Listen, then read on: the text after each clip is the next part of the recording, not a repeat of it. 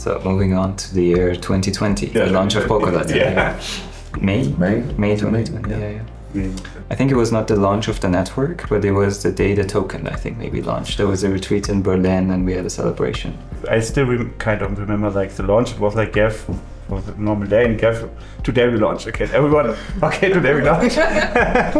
I mean, I think it makes sense. Otherwise, it's like you're pushing always the date because, like, we want to still integrate that one and still integrate that one. And I think at some point you just need to pull the trigger and say, okay, now we do it, and then we see what happens. So this was the launch of the network, or the day that the token became transferable? The one that I was in a retreat with you in Berlin was the transferable date. Because we had a few stages, right? Launched the network, and then we switched out the validators to public validators. Then we removed sudo. Then we created transfer that enabled transfers. And then many months later, we got parachains.